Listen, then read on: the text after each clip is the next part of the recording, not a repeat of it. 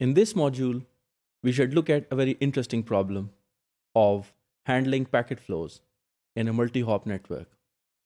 What we are interested in is looking at the behavior when the intermediate nodes, which could be either switches or routers, either have the buffer to store and hold the packets while the channel is not available.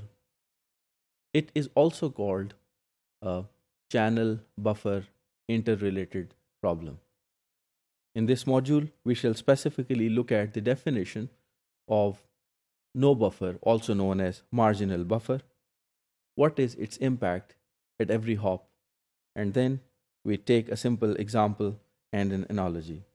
The references that I have chosen are Anurag Kumar, Communication Networking and Analytical Approach, and a very interesting latest paper by Thomas Moskibroda, a case for bufferless routing in on-chip networks. In order to first convince ourselves what is marginal buffering, let's look at a formal definition of that.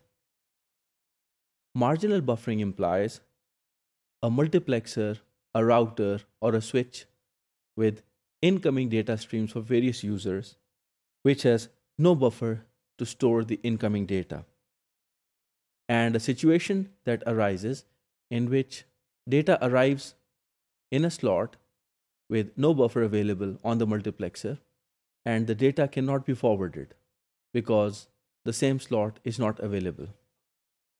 Here, the performance gain, or in other words, performance degradation, depends not exactly on the unavailability of the buffer because it is not available at all, but on the marginal distribution of the arrival process. So the arrival process, if it is very aggressive, then we expect the loss to be significant and vice versa.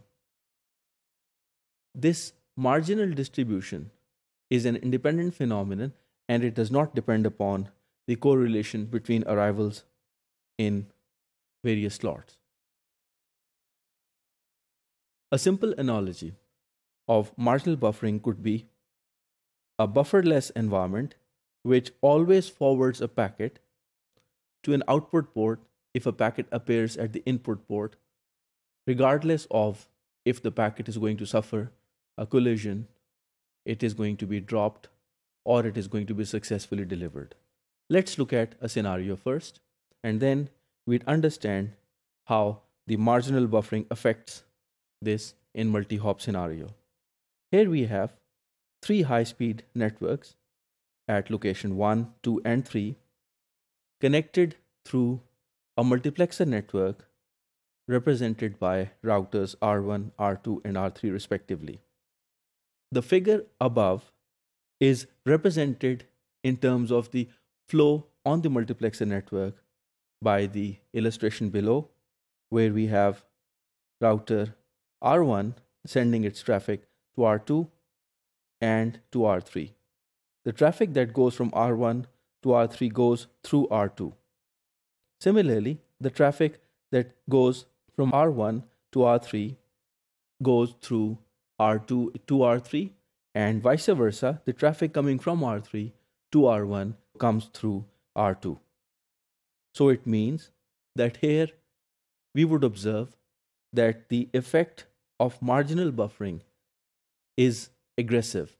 It is pronounced because initially each flow independently was getting affected because of the non-availability of buffer. But with the superposition of multiple flows onto a single device input port, the overall load and the drop probability for these packets is higher. So what we conclude is that marginal buffering in multi-hop environment is a disaster because packet switching implies the need for buffering. If the packet is very long and limited buffering support is available, then at least there should be buffering support available for the header. It is called cut-through processing, and various cut-through switching architectures are also available in market. However, because of the abundance of memory, buffering or provision of storage is not an issue. Therefore, mostly the switching architectures are based on store and forward, where an arriving packet is entirely copied from the input port to the output port after the decision is made.